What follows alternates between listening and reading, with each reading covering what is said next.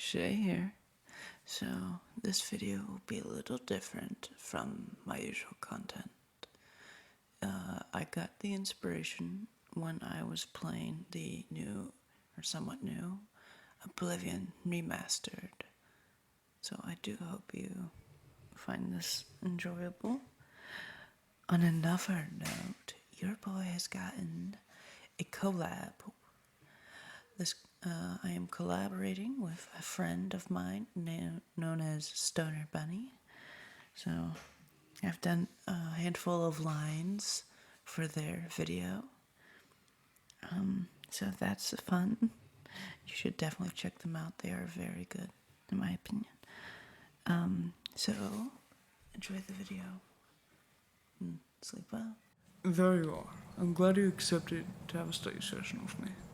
The Arcane University has much in store, and I do wish you the best on your academic journey. I've collected a selection of books from the library for us to study. I thought we could begin in history for the session, so let's begin. Let's start off with a brief history of the Empire. Part 1. Before the rule of Tiber, all Tamriel was in chaos. The poet Traces called that period of continuous unrest, days and nights of blood and venom. The kings were a petty lot of grasping tyrants who fought Tiber's attempt to bring order to the land. But they were as disorganized as they were dissolute, and the strong hand of Septim brought peace forcibly to Tamriel. The year was Second Era, 896. The following year, the Emperor declared the beginning of a new era. Thus began the Third Era, year old. The 38 years the Emperor Tiber reigned supreme. It was a lawful, pious, and glorious age, when justice was known to one and all.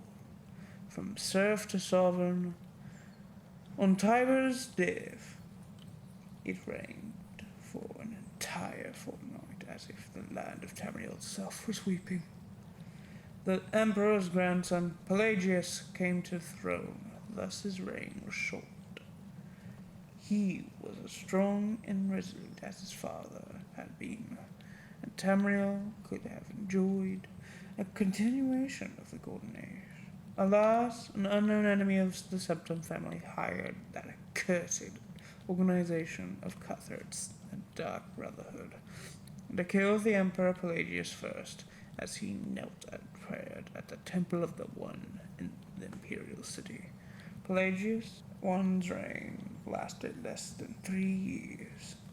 Pelagius had no living children, so the crown imperial passed to his first cousin, the daughter of Tiber's brother, Agonoreth, Kentrara, former queen of Silvanar, assumed the throne as Kentira I. Her reign was blessed with prosperity and good harvest, and she herself was an avid patroness of art, music, and dance. Kentira's son was crowned after her death, the first emperor of Tamriel to use the imperial name Uriel. Uriel I was the great lawmaker of the Septim dynasty and a promoter of independent organizations and guilds. Under his kind but firm hand, the Fighters Guild and Mages Guild increased in prominence throughout Tamriel. His son and successor, Uriel II, reigned for 18 years, from the death of Uriel I in Third Era 64 to Pelagius II's ascension in Third Era 82. Tragically, the rule of Uriel II was cursed with blights, plagues, and insurrections. The tenderness he inherited from his father did not serve Tamriel well, and little justice was done. Pelagius II inherited not only the throne from his father, but the debt of the latter's poor financial and judicial management. Pelagius dismissed all the elder council and allowed only those willing to pay great sums to resume their seats. He encouraged similar acts among his vassals, the kings of Tamriel, and by the end of his 17-year reign, Tamriel had returned to prosperity. His critics, however, have suggested that any advisor possessed of wisdom but not of gold had been summarily ousted by Pelagius. This may have led to some troubles his son Antiochus faced when he in turn became emperor. Antiochus was certainly one of the most flamboyant members of the usually austere septum family. He had numerous mistresses and nearly as many wives, and was renowned for the grandeur of his dress and his high good humor. Unfortunately, his reign was rife with civil war, surpassing even that of his grandfather Euro II.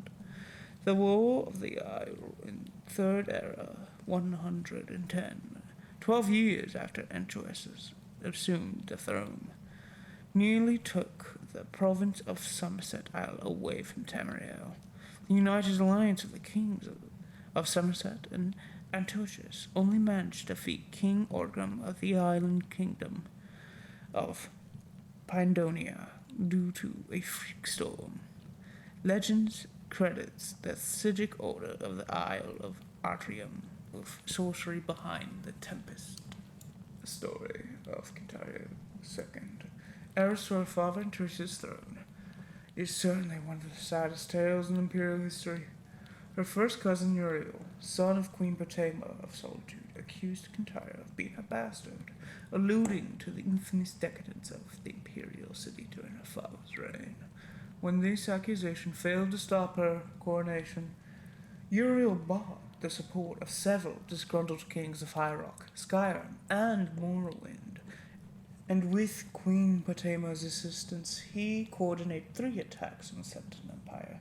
The first attack occurred in the Iliac Bay region, which separates High Rock and Hammerfell. Kintaria's entourage was massacred and the Empress taken captive. For 2 years, Kintria II languished in the imperial prison, believed to be somewhere in the Glen Point or Glenmoral before she was slain in her cell under mysterious circumstances. The second attack was on a series of imperial garrisons along the coastal Moorland Islands. The Empress consort, Kuntin Aranax, failed defending the forts. The third and final attack was a siege of the imperial city itself, occurring after the Elder Council had split up the army to attack western High Rock and eastern Morrowind. The weakened government had little defense against Uriel's determined aggression and capitulated after only a fortnight of resistance. Uriel took the throne and that same evening had proclaimed himself Uriel III, Emperor of Tamriel. The year was Third Era 121. Thus became the War of the Red Diamond. Now on to part 2. Contraria's murder in Glenpoint while in captivity is considered by some to be the end of the pure strain of Septon blood in the imperial family. Certainly it marks the end of something significant.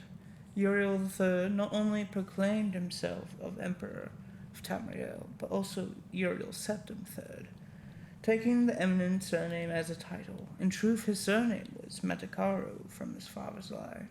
In time, Uriel III was disposed and his crimes reviled, but the tradition of taking the name Septim as a title for Emperor of Tamriel did not die with him.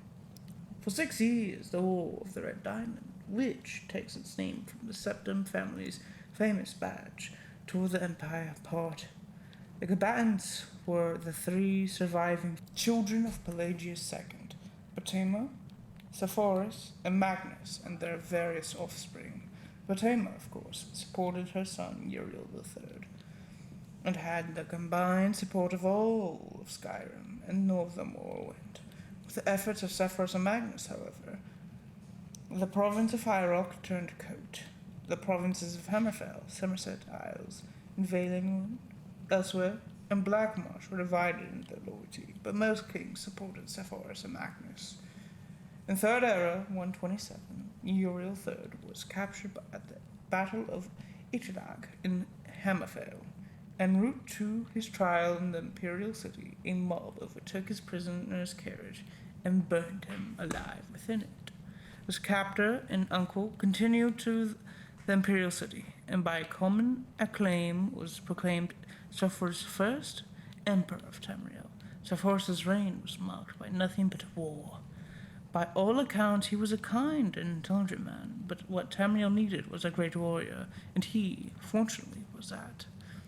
It took an additional 10 years of constant warfare for him to defeat his sister Potema, the so-called Wolf Queen of Solitude, who died in the siege of her city-state in the year 137.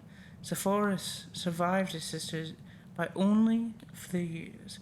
He never had time during the war years to marry, so it was his brother, the fourth child of Pelagius II, who assumed the throne. The Emperor Magnus was already elderly when he took up the imperial diadem, and the business of punishing the traitorous kings of the War of the Red Diamond drained much of his remaining strength. Legend accuses Magnus, the son and heir, Pelagius III, of patricide, but that seems highly unlikely, for no other reason than that Pelagius was king of Solitude following the death of Potema and seldom visited the imperial city. Pelagius III, sometimes called Pelagius the Mad, was proclaimed emperor in the 145th year of the Third Era. Amongst from the start, his eccentricities of behavior were noted at court. He embarrassed dignitaries, offended his vassal kings, and on some occasions marked the end of an imperial grand ball by attempting to hang himself.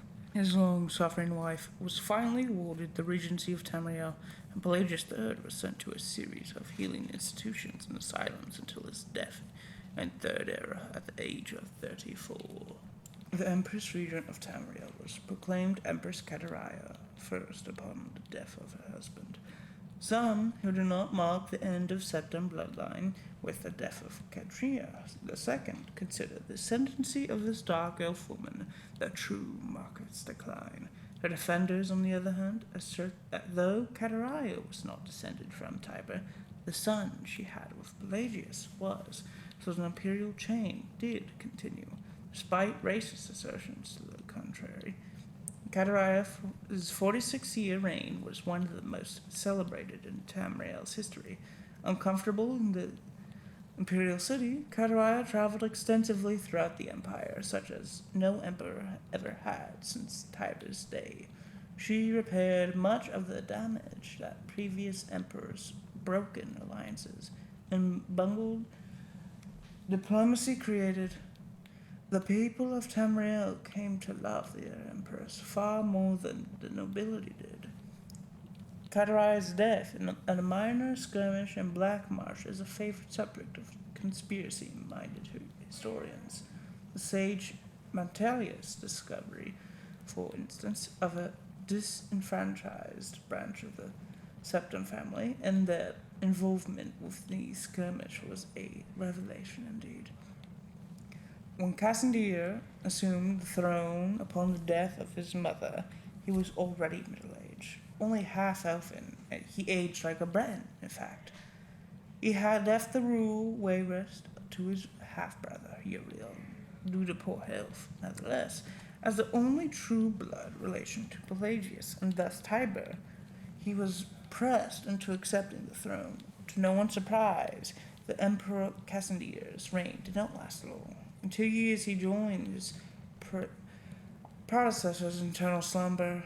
Iola Tratt, Cassandir's half-brother and child of Kateraya I, and her imperial consort, Galavia Larat, after the death of Pelagius III, left the kingdom of Wayrest to reign as Uriel IV. Legally, Uriel IV was a septim. Cassandir had adopted him into the royal family when he had become king of Wayrest. Nevertheless, to the council and the people of Tamriel, he was a bastard child of Kateraya. Uriel did not possess the dynamism of his mother, and his long 43-year reign was hotbed of sedation. Now on to the third part. It will be recalled that Uriel IV was not a septim by birth. His mother, though she reigned as empress for many years, was a dark elf married to true septim emperor Pelagius III. Uriel's father was actually Kateraya's first consort after Pelagius' death, a Breton nobleman named Galavier Latreille. Before taking the throne of Empire, Cassandir first had ruled the kingdom of Wayrest, but poor health had forced him to retire. Cassandir had no children, so he illegally adopted his half-brother Uriel and abdicated the kingdom. 7 years later, Cassandir inherited the empire at the death of his mother. 3 years after that, Uriel once again found himself the recipient of Cassandir's inheritance. Uriel IV's reign was a long and difficult one. Despite being a legally adopted member of the Septim family, and despite the Latreille family's high position, indeed, they were distant cousins of the Septims. Few of the elder council could be persuaded to accept him fully as blood descendant of Tiber. The council had assumed much responsibility during Cataria's long reign and Cassandir's first short one, and a strong-willed alien monarch like Uriel IV found it impossible to command the unswerving fealty. Time and again, the council and emperor were at odds, and time and again, the council won the battles. Since the days of Pelagius II, the elder council had consisted of the wealthiest men and women in the empire, and the power they wielded was conclusive. The council's last victory over Uriel IV was posthumous. Andarac, Uriel's fourth son, was disinherited by vote of council, and a cousin more closely related to the original Septim line was proclaimed Sepphoris II in Third Era 247. For the first 9 years of Sepphoris II's reign, those loyal to Andarac battled the imperial forces in an act that sage energy called Tiber Septim's heart beating no more. The council granted Andarac the High Rock Kingdom to Shornihim to end the war, and Andarac's descendants still rule there. By and large, Sepphoris II had foes that demanded more of his attention than Andarac.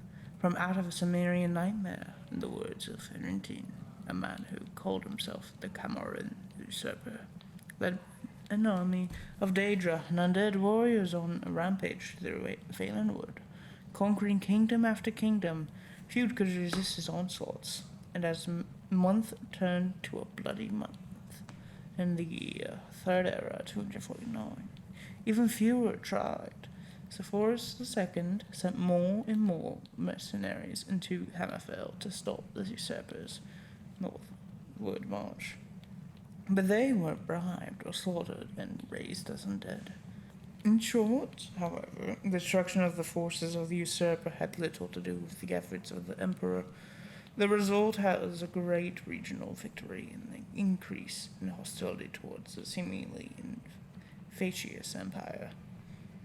Uriel V, Sepphoris' second son and successor, swiveled opinion back toward the latent power of the empire, turning the attention of Tamriel away from the internal strife.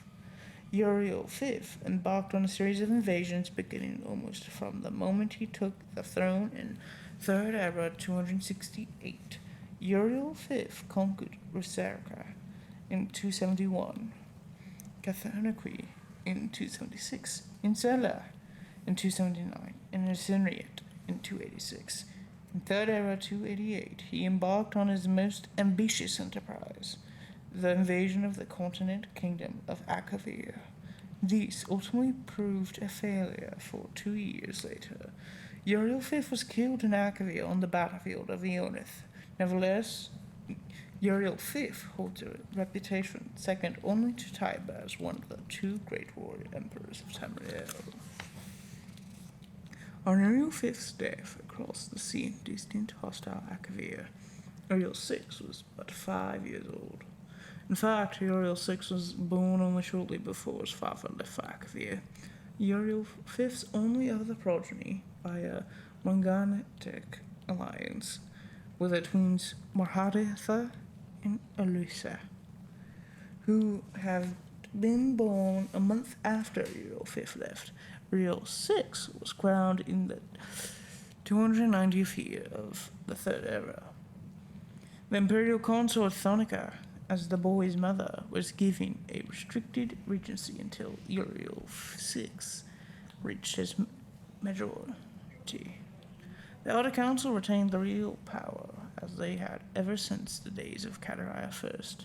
The Council so enjoyed its unlimited and unrestrained freedom to promulgate laws and generate profits that Uriel VI was not given full license to rule until 307, when he was already 22 years old. He had been slowly assuming positions of responsibility for years, but both the council and his mother, who enjoyed even her limited regency, were loath to hand over the reins.